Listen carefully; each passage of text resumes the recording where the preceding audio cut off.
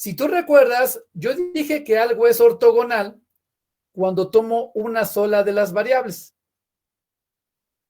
Por ejemplo, mi x es igual a una constante c. Cuando x vale c, significa que la y y la z son totalmente libres.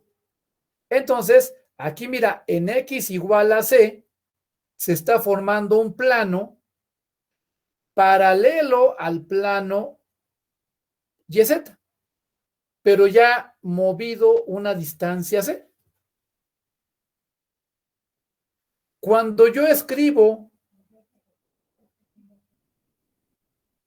y igual a una constante, ahora me alejé con respecto del eje y esa distancia.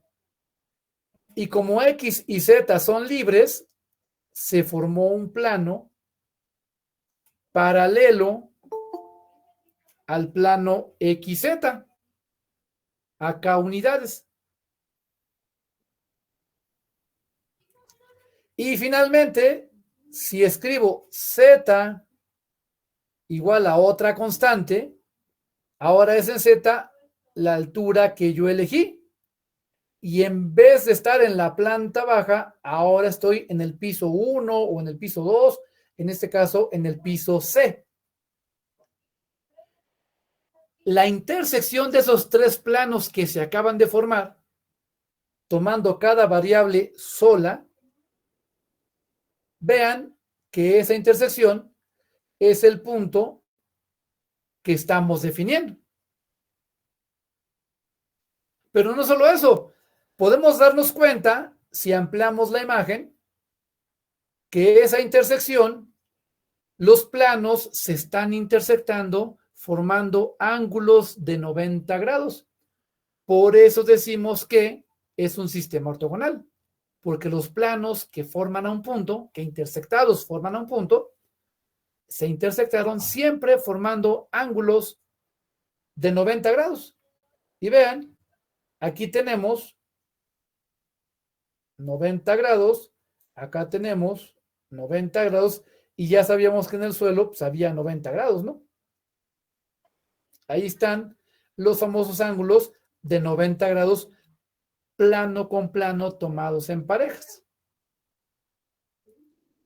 Por eso se llama sistema ortogonal, por esta intersección. ¿Se entiende esa idea? Preguntas. Y como sigue siendo una única terna, ahora son ternas,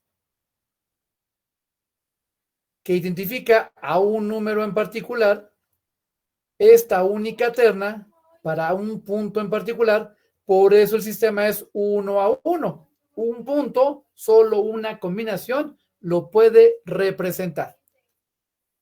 Eso pasa con un sistema cartesiano en 3 dimensiones. ¿Qué nos cuesta más trabajo? Acostumbrarnos a él. No por la vida real, sino porque lo vemos dibujado en un pizarrón, en una pantalla o en un papel. Y eso depende de cómo dibuje yo al isométrico. La manera que vamos a estar trabajando es la siguiente. Pongo mis ejes horizontal y vertical. Uno será el eje Y y el otro será el eje Z. Los tengo completamente frente a mí. Son el muro que tienes delante de ti, frente, frontal.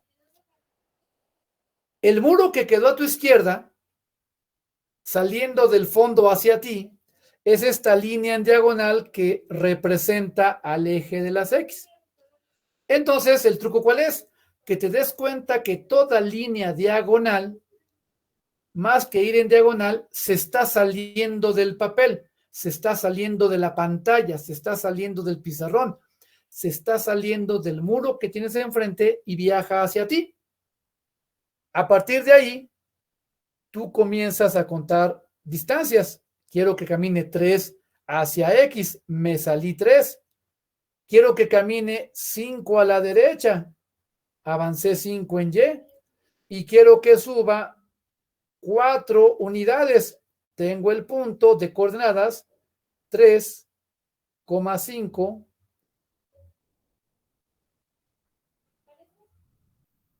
4. ¿Por qué? Porque me salí de la pantalla 3, me fui 5 a la derecha y luego me fui 4 hacia arriba. Así es como dibujamos los puntos en nuestra hoja de papel, en nuestro cuaderno, en el pizarrón, en la pantalla. Es una representación en isométrico. Y esto es lo que más trabajo nos cuesta, hacer este tipo de representación, que nuestro ojo se acostumbre a esta representación. Cosa curiosa, porque en los juegos de video lo hacemos muy bien, pero cuando lo pongo en papel aquí, nomás no le atinamos. Nos queda muy feo. Preguntas ahí.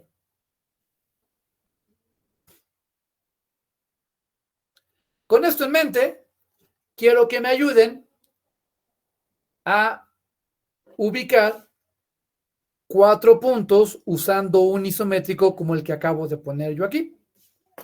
A ver si podemos. ¿Alguna pregunta? ¿Queda claro cómo va a ser el sistema cartesiano usando un isométrico?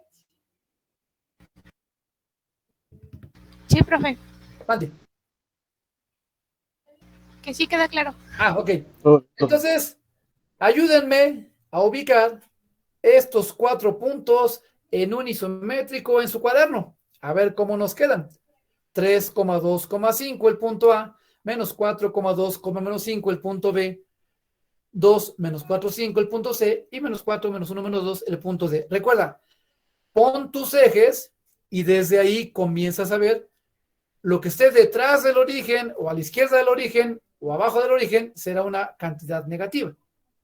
Esa es la referencia de signo que estamos usando. A ver cómo nos queda. Y si me dices que te quedó feo, te lo voy a creer.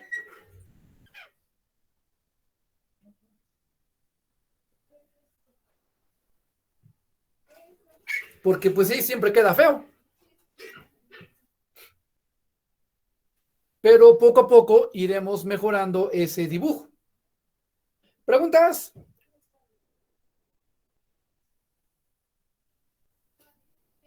A ver cómo lucen estos 4 puntos en un isométrico en nuestra hoja de papel. Recuerda, todo comienza colocando los ejes.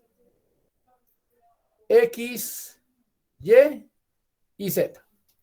Y la flecha para indicar dónde es positivo. Hacia atrás será negativo, hacia atrás será negativo, hacia abajo será negativo. Ahí están los 3 ejes y desde ahí vamos a dibujar de manera aproximada, claro que sí, cada uno de estos 4 puntos.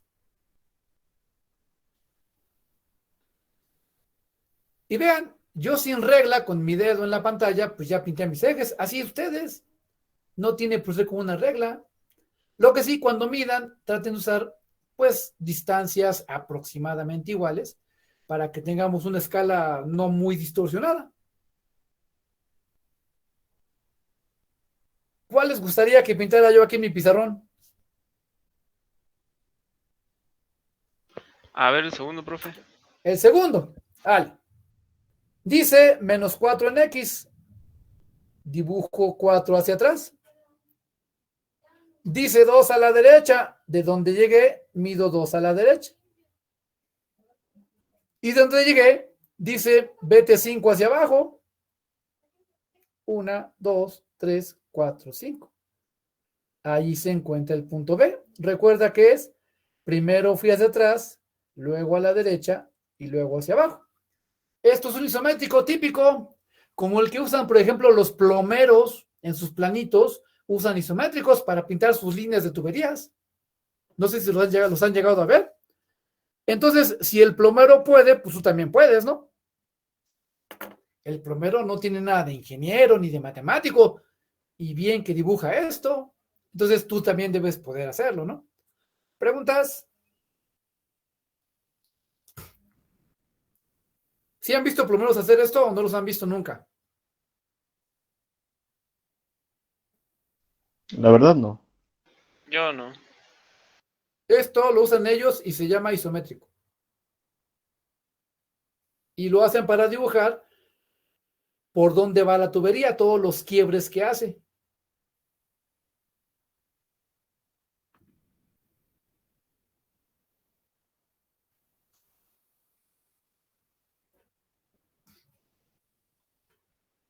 ¿Quieren algún otro punto? El C. El C. El C. Vamos con C. Ay, ya se me fue. Ahorita me regreso. Fíjense. Dice avanza 2. Ahora voy para adelante. Dice 4 a la izquierda. 1, 2, 3, 4. Y desde aquí dice 5 hacia arriba. 1, 2, 3, 4, 5. Ahí está el punto C. Vean cómo primero avancé, luego a la izquierda y luego hacia arriba. ¿Ya se vio?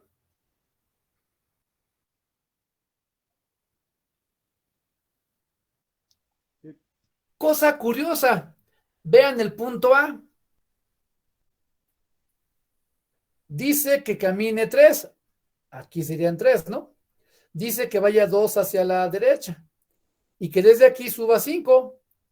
1, 2, 3, 4, 5. Y aquí está el punto A.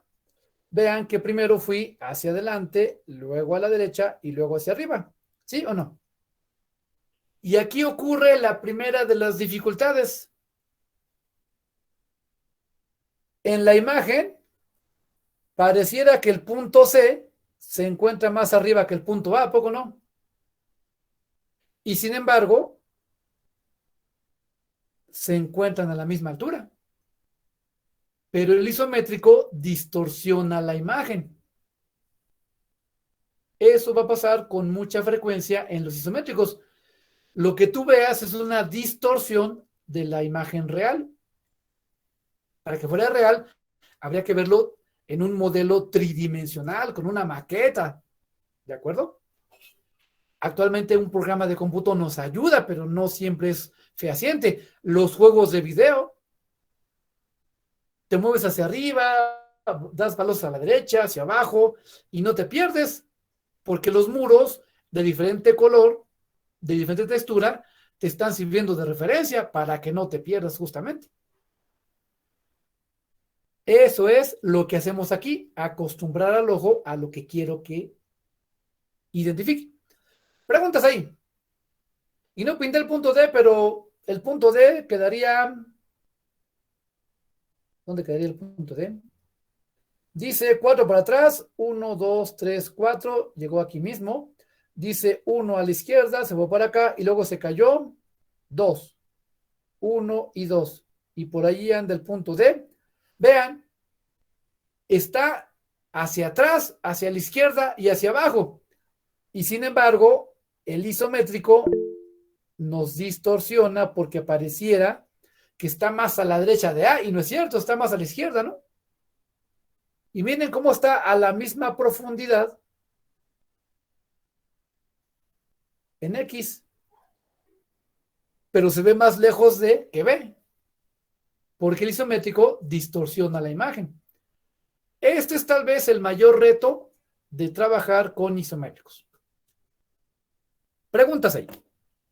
Claro, esto con un programa de cómputo, por ejemplo GeoGebra, así se ve, miren.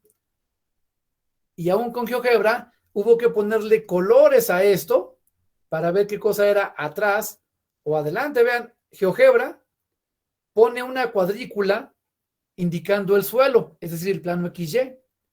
Y desde ahí se puede ver cómo avancé hacia X, luego a la izquierda o derecha en Y, y luego hacia arriba o hacia abajo en Z. Aún con GeoGebra, requiero de líneas auxiliares finas que me digan hacia dónde me moví. Ese es el mayor reto que tenemos al estar trabajando un sistema cartesiano a través de un isométrico, que es la imagen en papel de un sistema con ejes torcidos. Pregúntase. ¿Vamos bien? Sistema cartesiano en 3 dimensiones. Ya sea a mano, ya sea con computadora, Ahí están los 4 puntos. Lo importante es que yo me acostumbre, estoy adelante, atrás, a la derecha o a la izquierda, arriba o abajo. ¿Dónde me encuentro? Eso es lo que estamos tratando de hacer con una referencia. Pregúntase. Bueno, y hablaba yo del sistema cilíndrico. El sistema cilíndrico es bastante cómodo porque simplemente tomó a mi plano polar en el suelo, en el cual, si recuerdan, giramos un ángulo y avanzamos un radio R. Y desde ahí, lo único que tengo que hacer es darle la elevación de manera perpendicular al suelo. Y le llamamos altura porque eso fue lo que medí. Y aunque no lo creas, también lo has visto en la vida real. Cada vez que midas una pluma de estas, una grúa pluma, estás viendo trabajar al sistema cilíndrico. Desde este punto, lo que avanza o no avanza el carrete es el radio R. Desde ahí, lo que sube o baja la carga es la altura Z. Y seguramente habrán visto la grúa en su base gira hacia un lado o hacia otro lado. Un giro horizontal, eso es el ángulo teta. Ahí tienes trabajando el sistema cilíndrico en la vida real, totalmente en la vida real. También lo han visto en brazos mecánicos, en ferias o en fábricas, ya más especializado, ¿verdad? Donde usan este tipo de movimientos para llegar a un punto en particular. Recuerden, el giro se restringe a una vuelta entera, el radio se restringe a solo avanzar, y Z, como es arriba o abajo, lo dejamos libre en los reales. Se ponen de manera ordenada, primero el radio, luego el ángulo y luego la altura. Así se representa un punto en sistema cilíndrico. Preguntas ahí.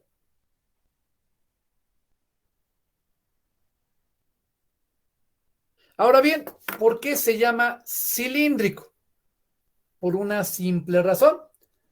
Recuerda que el eje, el plano polar, dibujó un círculo en el suelo, cuando teta es igual a constante. Espérenme.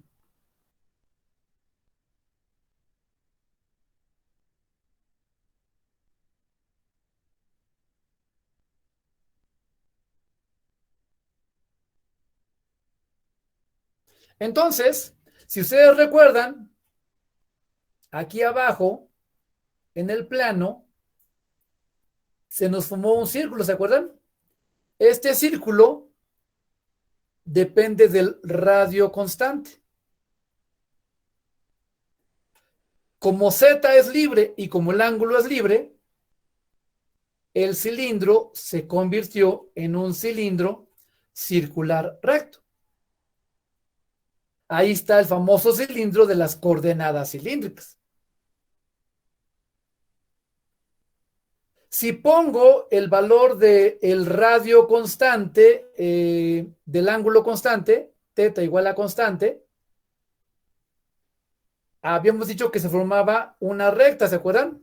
Pero como hay una Z, ahora la recta se convirtió en la hoja de un cuaderno. Vean, aquí tengo un ángulo teta todo el tiempo.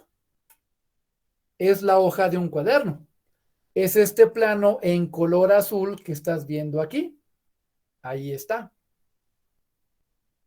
Y si recuerdan, la altura Z te llevaba a un piso diferente. Aquí está la altura Z. Como radio y ángulo son libres, es un piso entero. Tenemos 3 superficies ahora, cuya intersección son las que dan el punto que estamos marcando ahí. Y oh, sorpresa, otra vez hay ángulos de 90 grados tomados en parejas, cilindro contra plano, cilindro contra el otro plano y plano contra plano, todos van en parejas formando ángulos de 90 grados. Por eso decimos que el sistema cilíndrico también es un sistema ortogonal, por esos ángulos de 90 grados que se están formando ahí. Preguntas. Sigue siendo un sistema de muchos a uno porque muchas combinaciones dan un punto en particular. Restringiendo los valores, evitamos esa multiplicidad de valores. ¿Preguntas? Y ahora, como tengo que ir de un sistema a otro, entonces debo generar ecuaciones de transformación. Entonces, esto es muy sencillo. Si lo piensas,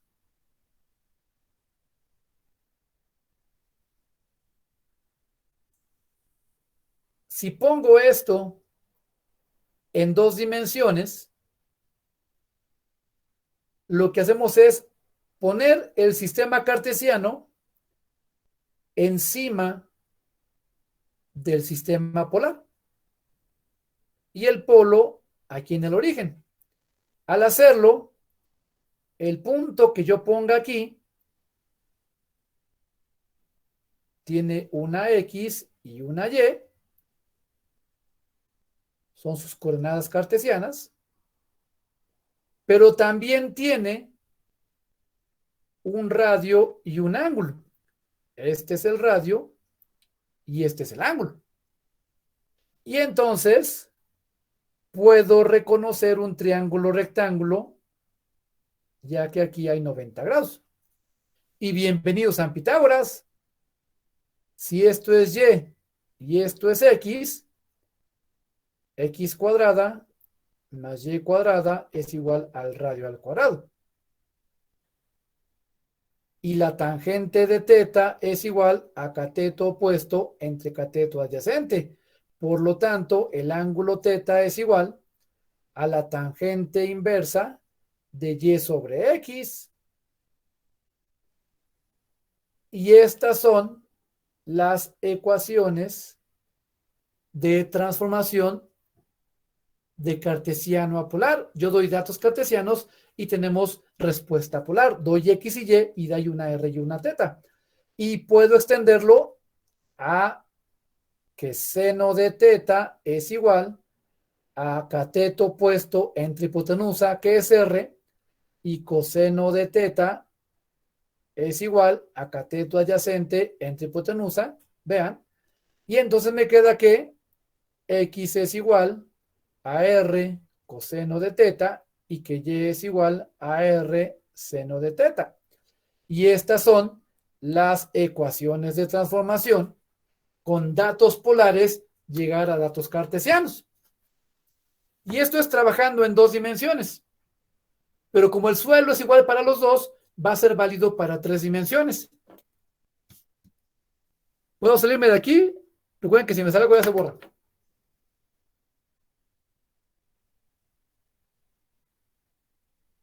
Ok, voy para afuera. Vean, por esa razón, X y R y teta siguen estando iguales, y Z, que se midió igual en los dos sistemas, no cambia. Así salieron las ecuaciones de transformación de sistema cilíndrico a sistema cartesiano y de regreso. Preguntas ahí.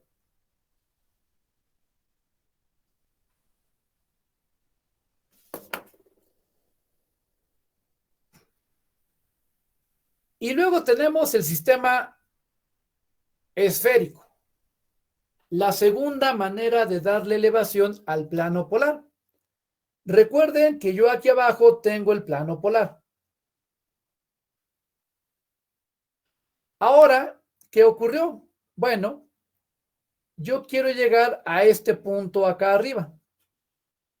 Y para ello, mido sobre el aire la distancia que hay del origen al punto. Es un radio. Para no confundir con el radio medido en el plano, a este radio le pusimos una letra griega, la letra Rho, una R griega. El ángulo horizontal, el ángulo teta que conocemos, es este ángulo teta. Recuerden que nos da la hoja de un cuaderno que abrimos desde la costilla. Sobre esa hoja vamos a medir desde la vertical un ángulo de caída. Y a ese ángulo de caída le vamos a nombrar con la letra phi. Y entonces, estas son las tres variables rho, teta, phi de un punto en coordenadas esféricas. Ya sabemos que el ángulo horizontal puede dar una vuelta entera y solo una. El ángulo de caída procuramos que solo caiga una vez, entonces puede ser de 0 a 180 grados. Y el radio rho, igual que r, esperamos que siempre sea avanzar, o sea, siempre sea positivo. Y curiosamente, esto también lo has visto en la vida real. En la vida real, todos hemos visto una grúa de bomberos. Y vean, desde esta base a donde se encuentre la canastilla, ahí tenemos el radio rho. Si yo dibujo una línea imaginaria vertical aquí, aquí se ve la inclinación con el ángulo phi. Una inclinación vertical. Y aquí abajo todos sabemos que la grúa puede maniobrar izquierda o derecha. Ahí tenemos el ángulo teta trabajando. Vean, ahí está nuestro sistema esférico totalmente en vivo y a todo color. Lo ven en las grúas de bomberos, en las grúas de compañía de luz, de la Ciudad de México. Ahí están. Sistema esférico trabajando. Obviamente en robótica lo vemos muy seguido. ¿Preguntas?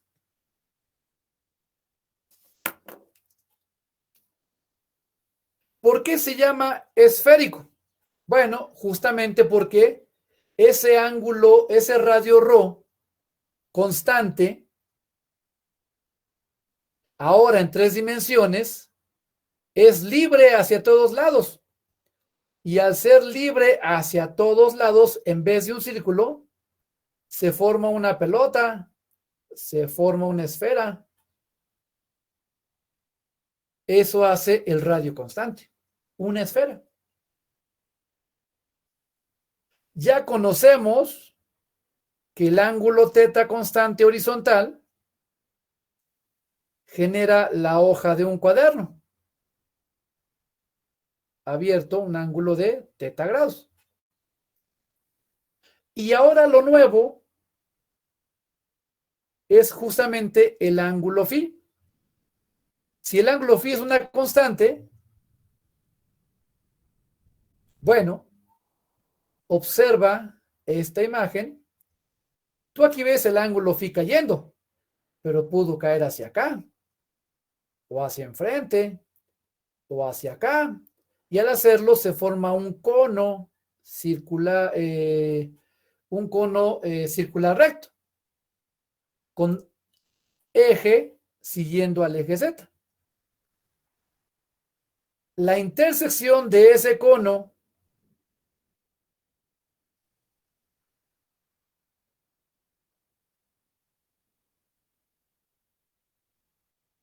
con esta esfera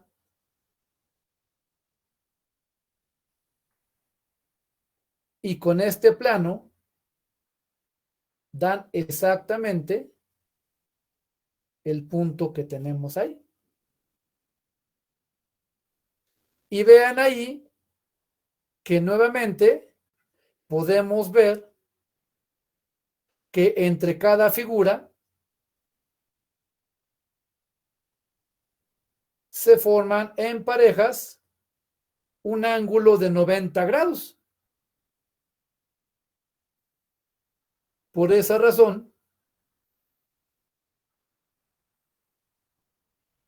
el sistema esférico también califica como un sistema ortogonal. Por esa condición de perpendicularidad en parejas, las tres parejas. ¿Vamos bien? ¿O hay preguntas?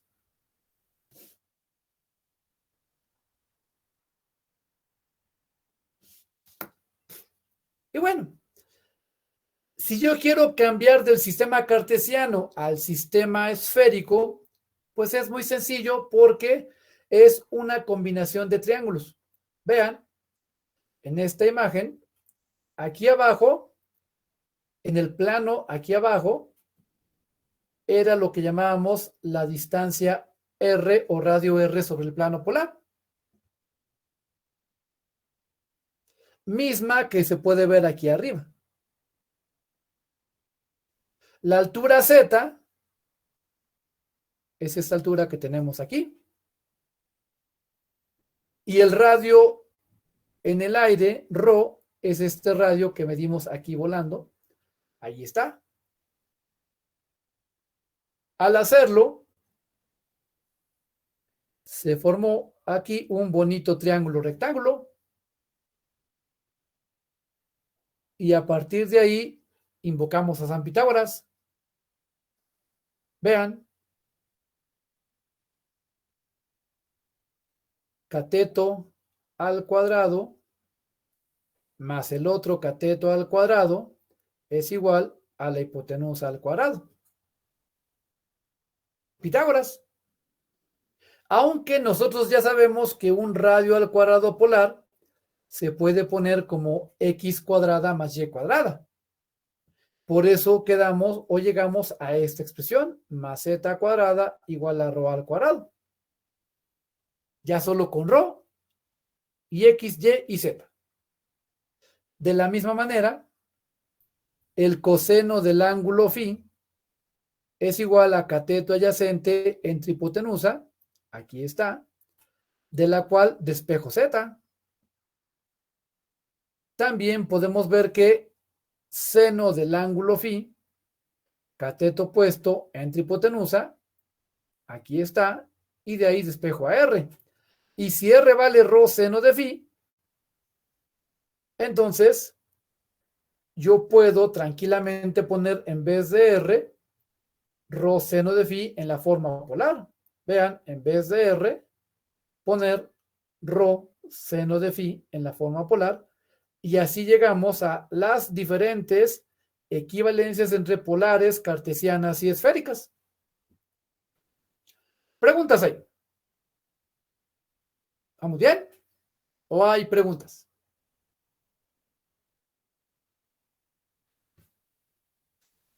Mi lámina no cambió. ¿Por qué no cambió? Se me fue mi lámina. ¿Sí me oyen? Sí, profe. Sí, profe. Déjenme entro otra vez porque me quedé fuera de sistema en la tableta. Falló la señal. Déjenme entro de nuevo en la tableta. ¿Dónde estás? ¿Dónde estás? ¿Dónde estás? Acá estás. Código.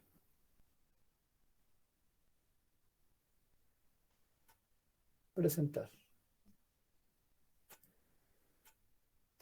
Se me fue. Comenzar ahora. Y acá estoy. Ya regresé. Ahí está.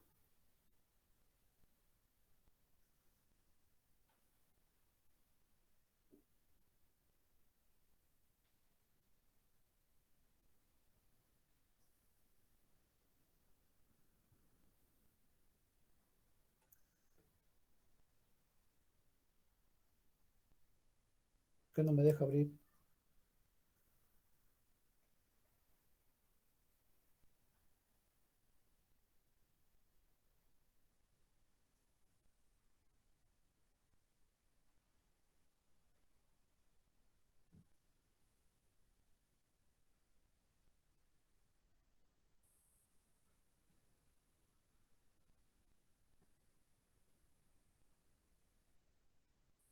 Bueno, ya se me borraron mis trazos. Bueno, ahí está. De ahí salieron estas ecuaciones de transformación, que son las que normalmente vamos a estar trabajando al estar en los diferentes sistemas, cilíndrico, esférico o cartesiano. Y tal vez algunos digan, bueno, ¿y todo esto para qué me sirve?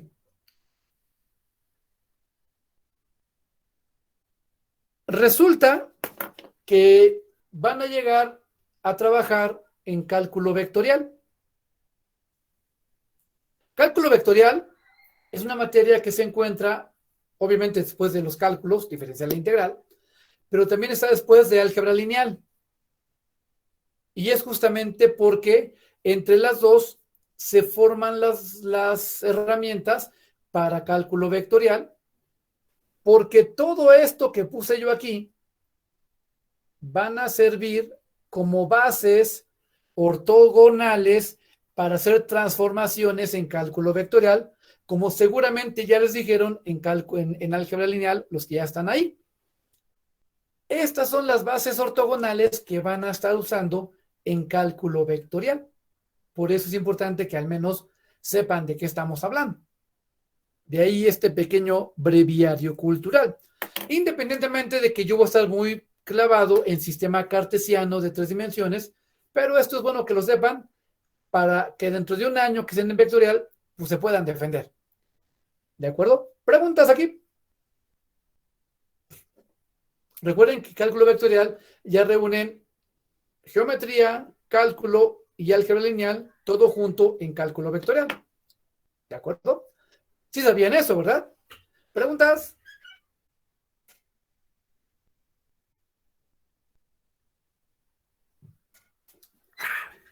Tomando agüita porque Obvio. se mueve la garganta. Todo esto lo vas a ver junto en cálculo vectorial. Esperemos que para entonces estén en vivo en un salón, porque si no, va a ser horrible llevar esto por computadora. ¿Preguntas? Bueno, regresando a nuestro tema, que es álgebra vectorial, una vez que platicamos un poco de las referencias, bueno, hablemos de los vectores y los escalares. Finalmente, en ingeniería, física, mecánica, electricidad, termodinámica, etcétera, reconocemos dos tipos de cantidades cotidianas de trabajo, unas llamadas escalares y otras llamadas vectoriales. La cantidad escalar son aquellas que con el simple hecho de saber su tamaño, sabemos todo acerca de ellas. Por ejemplo, tenemos la masa de un cuerpo, la cantidad de materia contenida en él, en la unidad que deseas manejarlo, finalmente. Tenemos la longitud, cuánto mide una línea de un punto inicial a un punto final. Eso es la longitud. Si cambio dos longitudes, tenemos un área de trabajo. Si tengo tres condiciones, tendremos un volumen que con saber 2 litros, 1 metro cúbico, sabré de qué estoy hablando. La densidad, la cantidad de masa por unidad de volumen, me dice qué tan apretado está esto aquí. Eso es la densidad. Evidentemente el tiempo, con lo cual relacionamos muchas variables. La temperatura, qué tan frío, qué tan caliente se encuentra, es una cantidad escalar. Conocer su tamaño es suficiente para saber qué está ocurriendo ahí. Contrario a las cantidades vectoriales. La cantidad vectorial, claro, por supuesto que requiero saber el tamaño que tiene, pero no es suficiente. También debo conocer su dirección y su sentido. Ah, caray, ¿qué es dirección y qué es sentido? Bueno, la dirección es la línea de acción donde va a trabajar una cantidad vectorial. Esto es la dirección. El tamaño pues va a ser justamente lo que mide esa cantidad. A eso le llamaremos tamaño, la famosa magnitud. ¿Pero qué es el sentido? El sentido me indica sobre esa línea que yo pinté, hacia dónde me dirijo, hacia la derecha o hacia la izquierda. A eso es a lo que le llamamos el sentido. Hacia dónde me estoy dirigiendo sobre la dirección. Para que eso se entienda, veamos un ejemplo fácil. Todos conocemos la línea 3 del metro, la que llega a universidad. Bueno, en nuestro ejemplo, la dirección justamente es eso, la línea 3. La magnitud es el tren que abordas todos los días, con 8 vagones, 7 vagones, 9 vagones. Esa cantidad de vagones es la magnitud, ¿cuánto mide? ¿Y qué es el sentido? Ah, pues muy fácil. ¿Vas hacia Indios Verdes o vas hacia universidad? ¿Hacia dónde te diriges? Eso es el sentido. ¿Se entiende la idea de magnitud, dirección y sentido?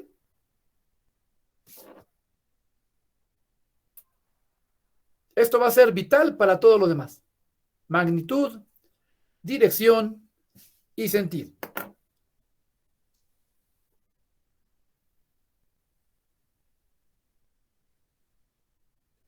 Y aquí ya vale la pena reconocer al desplazamiento, ya no distancia. La distancia es cuánto mide de aquí a allá. El desplazamiento es hacia dónde voy a caminar tal o cual distancia. Seguramente algunos de ustedes conocieron un jueguito en la primaria, en el patio de recreo, en el que pues uno ponía un círculo pequeño y todos los integrantes ponían su pie dentro de él y después de alguna frase del juego, todos salían corriendo mientras uno se paraba aquí en medio y los demás pues quedaban regados lo más lejos que podían, ¿no? Y entonces el que estaba en medio decía, pues yo voy a caminar 5 pasos hacia llegar a Lupita, o 20 pasos hacia llegar a Luis, o 8 pasos hacia José. Es decir, la cantidad de pasos hablaba de la magnitud. La dirección es hacia dónde, y el sentido, caminar hacia José, era justamente a dónde quería yo ir. Ahí estaba actuando el desplazamiento, hacia dónde me voy a mover, iniciando desde aquí. Eso es un desplazamiento. La longitud, la distancia es simplemente cuánto mide esto, es el tamaño, pero no hacia dónde lo medí. De ahí la importancia de la idea de cantidad vectorial. Ahora, si asocio el desplazamiento con respecto del tiempo, nuestra famosa derivada, ¿se acuerdan?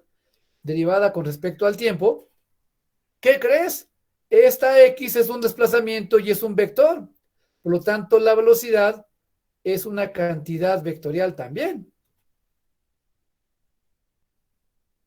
Y oh, sorpresa, el cambio de velocidad con respecto del tiempo que da la aceleración también será una cantidad vectorial. Depende de hacia dónde y cómo lo aplique. También conocemos las fuerzas que actúan, son cantidades vectoriales, es lo que más conocemos como vector. Y el momento, la tendencia al giro al aplicar una fuerza, también depende de una cantidad vectorial, por eso sigue siendo también un vector el resultado. Ejemplos de cantidades vectoriales: desplazamiento, velocidad, aceleración, fuerzas, momentos. Preguntas ahí. Y esos que ven ahí en verde y en amarillo son herramientas que como ingenieros trabajamos todos los días. Por eso es importante manejar bien la idea de vector y de las operaciones con vectores para poder trabajar todo esto de manera satisfactoria, ¿verdad? Preguntas ahí. Entonces, la necesidad nos obliga a trabajar con vectores. Bueno, entramos propiamente al vector. ¿Qué es un vector? Bueno, pues un vector es la representación gráfica o analítica de una cantidad vectorial. Es decir, tengo las dos maneras, puedo hacerlo de las dos maneras. La forma gráfica a todos nos la enseñaron, la famosa flechita, en la cual el tamaño de la flecha nos daba la magnitud. La línea en la cual dibujamos la flecha nos da la dirección. Y hacia dónde apunta la flecha nos da el sentido. He ahí la cantidad vectorial, el vector, de manera totalmente gráfica. Para ello, pues usamos ciertas nomenclaturas. Dijimos, los vectores se van a poner con letras minúsculas, pero no te olvides de que para reconocer lo que se trata de un vector, ponle una pequeña rayita encima indicando esto es un vector. Esa rayita con el tiempo ha ido cambiando. Alguna vez fue un pequeño conito, alguna vez fue una especie como de guiño de la ñ, y actualmente pues ya es una rayita horizontal. Eso es notación de vector. También, cuando ya conozco dónde empieza, un punto siempre son letras mayúsculas, y dónde termina, entonces puedo indicar inicio y final, indicando la rayita de vector, el vector que va de A a B, con mayúsculas. Si no pongo el inicio y final, el vector tendrá letras minúsculas. Esa es la notación de vector. Esto habla de la representación gráfica. Ahí está. ¿Qué pasa con la representación de forma analítica? Bueno, de manera analítica decimos que un vector es un arreglo ordenado de componentes. Si es un arreglo, lo empaquetamos con paréntesis. Si es ordenado, vamos numerando las componentes para que cada una debe estar en el lugar que le corresponde. Y para distinguir dónde acaba una y dónde comienza la otra, separamos las componentes por medio de comas. Como esto representa un vector, entonces lo hacemos igual a una notación de vector. Esa es la representación analítica de un vector, un arreglo ordenado de n componentes. Cada uno de estos numeritos que acabo de poner aquí se conocen como componentes escalares, son números de un vector. Podrán ser positivos, podrán ser negativos o podrán ser cero. Eso es lo que llamamos un vector de manera analítica. Preguntas ahí.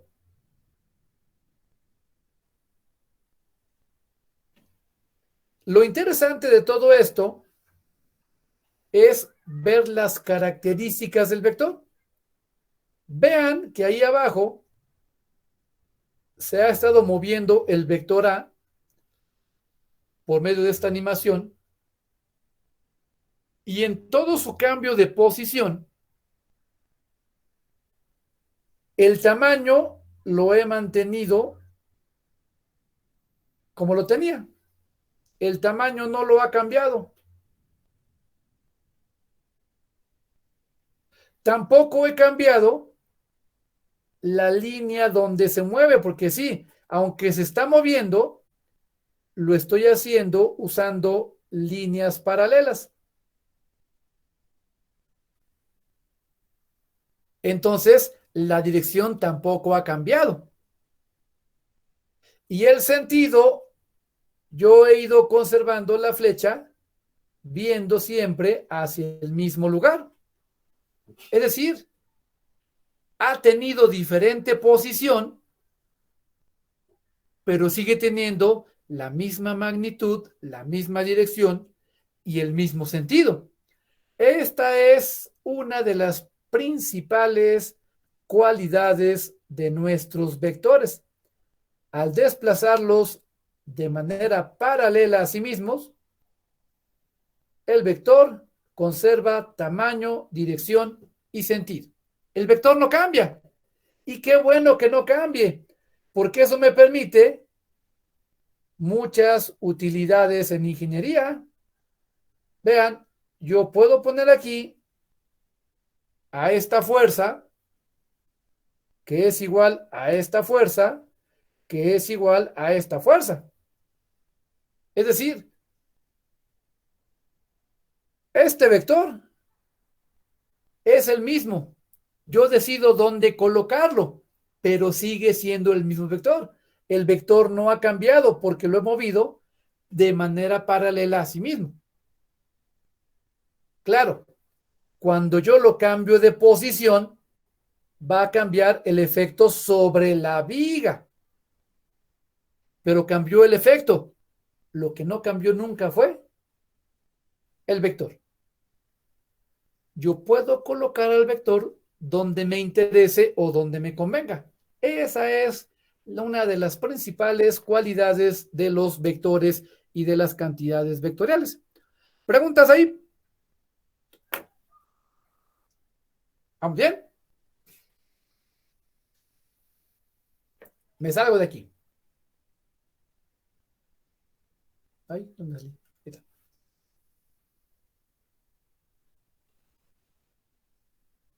Todos hemos manejado vectores en dos dimensiones.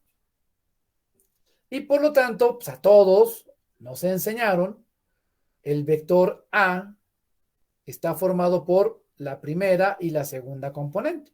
Componente en X y componente en Y por costumbre. Ahí está. Pero, ¿qué son esas componentes? Bueno, algo muy sencillo. Si yo tengo aquí el vector A,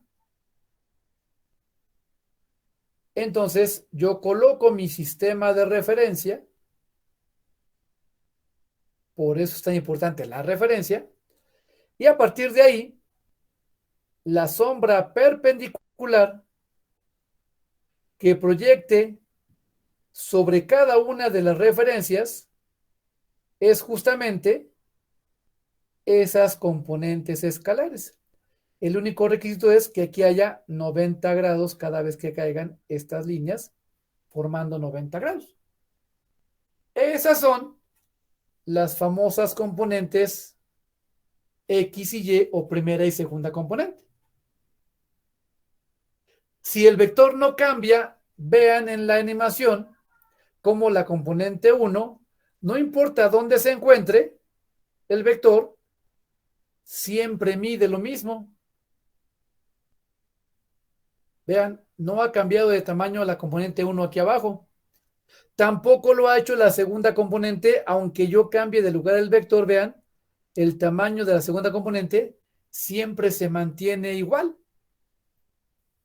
Por eso las componentes definen al vector, porque nunca cambian para un vector en particular. De ahí que las usemos como manera de representar a un vector. Oye, pero el cambio de posición. El cambio de posición, eso es otro asunto.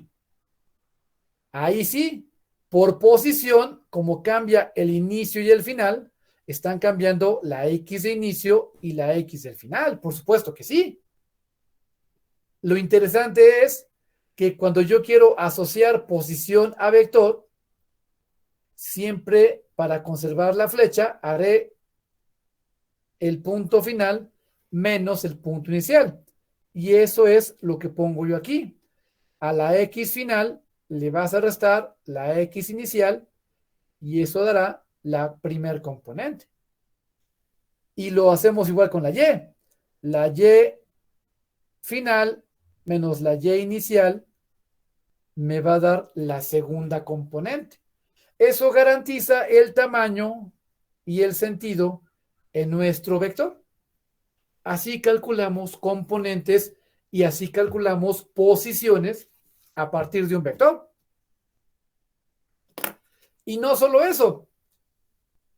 Si sigo a mi ejemplo, aquí está el vector A y aquí abajo está su componente primera y su componente segunda formando 90 grados, se acaba de formar otra vez un triángulo rectángulo. Por lo tanto, el tamaño del vector se puede calcular con Pitágoras, suma de cuadrados de los catetos, dentro de una raíz, me da el tamaño del vector. Este tamaño del vector le llamamos módulo o tamaño del vector. Y lo representamos colocando barras de valor absoluto atrapando al vector. Como ya puse yo un vector, ya no es valor absoluto, ahora es módulo de un vector. Notación usada mucho en álgebra, a veces cambiada en álgebra por una doble raya. Aquí usamos simplemente rayas sencillas para hablar de módulo de un vector. ¿Cómo se calcula? Suma de cuadrados de las componentes dentro de una raíz por Pitágoras nos da este módulo o tamaño del vector. ¿Preguntas ahí? ¿Vamos bien? ¿Se entiende la idea? ¿Por qué es importante entender esto en 2 dimensiones? Porque si lo entiendo en 2, lo puedo extender fácilmente a 3 dimensiones. ¿Preguntas? ¿Vamos bien? Hablando de 3 dimensiones, ahora tengo que recurrir a una representación con un isométrico, el que vimos hace un rato. Y vean, pues tengo mi eje X, mi eje Y y mi eje Z. Y no importa dónde se encuentre mi vector, tendrá una proyección horizontal sobre el eje de las X, que es la primer componente. Tendrá una proyección perpendicular sobre el eje de las Y eso será la segunda componente. Aquí hay 90 grados y aquí hay 90 grados. Acá muy feo, hay 90 grados en ambos lados. Y habrá también una proyección, y aquí habrá 90 grados y aquí habrá 90 grados en el eje Z, y ahí tendremos la tercer componente. Aquí estaría la tercer componente. Son las 3 componentes ordenadas del vector A en 3 dimensiones. Que también podemos ponerla como A1i más A2j más A3k, llamada forma trinómica, de la cual hablaremos en otra ocasión, un poquito más adelante. Por lo pronto, digamos que son sinónimos ambas notaciones. El tamaño, el módulo, pues sigue siendo la raíz cuadrada de los cuadrados sumados, pero ahora involucra a las 3, A1 al cuadrado más A2 al cuadrado más A3 al cuadrado. La suma de cuadrados de todas las componentes me dará el módulo o tamaño de este vector. Y X final menos X inicial, primer componente, Y final menos Y inicial, segunda componente, Z final menos Z inicial, tercer componente. Si conozco el punto de inicio y del final, por supuesto que puedo conocer las componentes de mi vector. Así es como vamos a estar trabajando nuestros vectores. sobre todo en 3 dimensiones, pero no estará excluido trabajar también en 2 dimensiones. Preguntas ahí. El módulo es el tamaño del vector, raíz cuadrada de la suma de cuadrados de las componentes. ¿De acuerdo? ¿Preguntas?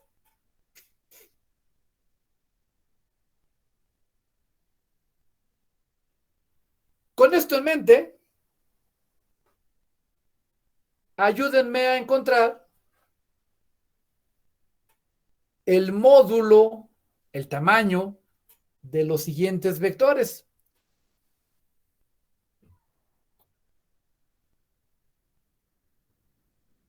Y traten de dibujarlos en un isométrico. Quiero el módulo del vector AB, donde conozco su punto de inicio y su punto final.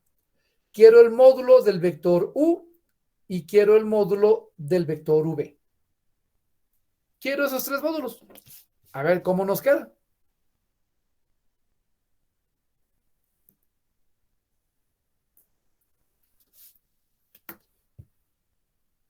Todo suyo.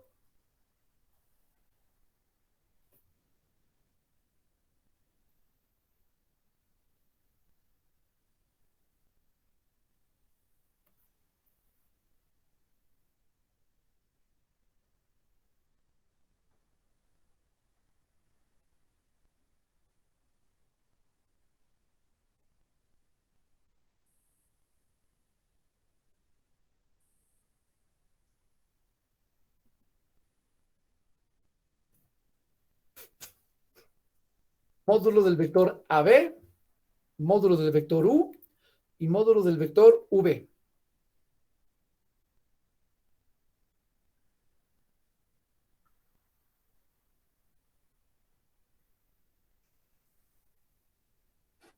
¿Preguntas?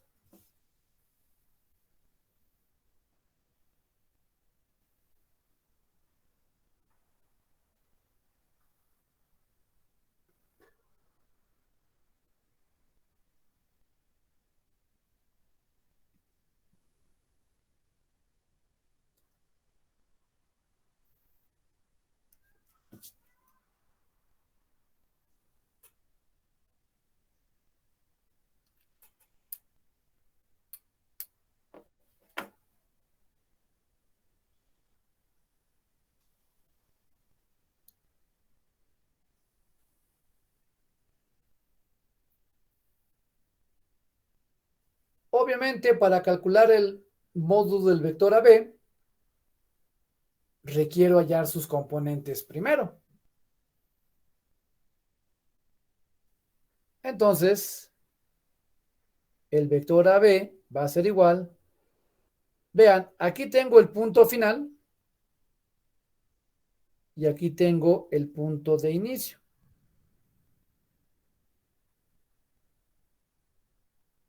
A partir de ahí, yo digo, pues menos 4 menos 0, menos 4. Luego es 1 menos menos 3, o sea, más 3, aquí queda más 4. Y termino diciendo 4 menos 5, menos 1.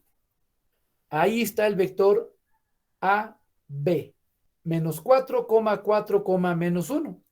Cuidado con la regla de los signos en las restas.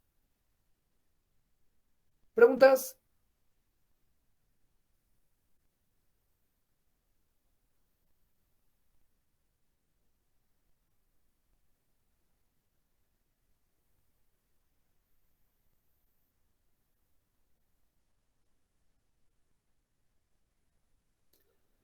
Desde ahí, su módulo pues es muy fácil. Va a ser igual a menos 4 al cuadrado más 4 al cuadrado más menos 1 al cuadrado y con una raíz de por medio. ¿Cuánto da eso?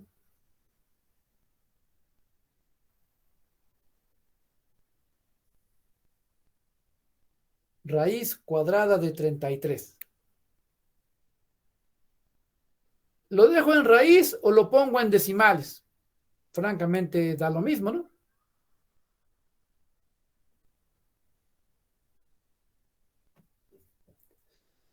Si lo pongo en decimales, ¿cuánto vale esto? 5 por 5, 25. 5.7445. Ok, 5.74. Ahí está el módulo del vector AB. ¿Preguntas? Está fácil, ¿no? El módulo de un vector es una de las cosas que más seguido obtenemos, entonces más vale hacerlo bien. Vean, el punto A, yo lo ubiqué perfectamente y dije, ok, menos 4 en X, no, 0 en X. Ay, espérenme. El punto A es 0 en X, menos 3 en Y y 5 en Z. Ahí está el punto A. Mientras que el punto B fue menos 4 más 1 más 4. Y vean, queda como de bajadita el vector. Como de bajadita y hacia atrás, ¿no? Eso es lo que hace por mí las componentes. Vean, este numerito menos 4 es lo que tuve que irme para atrás, desde el inicio. Este más 4 lo que me fui a la derecha. Y este menos 1 lo que me caí. Y otra vez vuelve a hacer esa ilusión de isométrico que me dice, mira, voy para atrás y voy para abajo y hacia la derecha. Ese es el vector AB que estoy trabajando. Como si estuvieras pintando una flecha. El vector U, 16 más 9, 25, raíz módulo 5, vean, 4 hacia adelante, 3 a la izquierda, 0 hacia arriba, ahí está el vector U. Desde un punto que yo puse donde quise. Vean el vector V, dice vete 4 para atrás, 2 a la derecha, 3 hacia arriba, y tu vector va como que subiendo hacia atrás a la derecha, ¿ya vieron? Su módulo, 16 más 4, 20 más 3, raíz de 29, o sea, 5.39. Así calculamos el módulo de un vector y así lo podemos dibujar de manera aproximada. Yo elijo un punto donde arrancar y desde ahí veo qué hacen las componentes. Las componentes del vector me llevan del punto de inicio al punto final siempre. ¿Preguntas? ¿Se entiende la idea? ¿Han jugado serpientes y escaleras?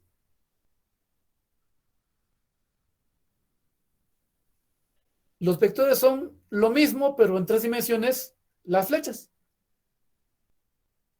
¿A dónde subo o a dónde bajo? ¿Preguntas?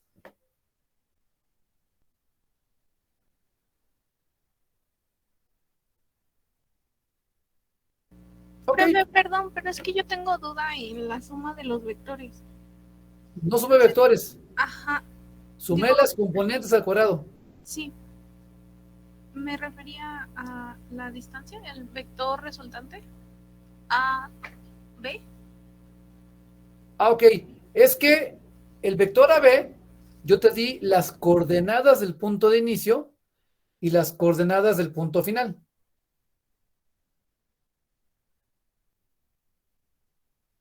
Sí. A partir de ahí, tú planteas la resta. Recuerda, final es B, inicio es A. Primer componente, menos 4, menos 0. Ok. Menos 4. Ya. Segunda componente, 1 menos 3, que lo hace más 3, por eso queda más 4. Y la tercera, que fue 4 menos 5 por signos, menos 1. Gracias, profesor. Sí, es que las había puesto al revés. Y eso es algo común, ¿eh? La pones al revés y volteaste el vector y ya es otra cosa y ya va a cambiar todos los más.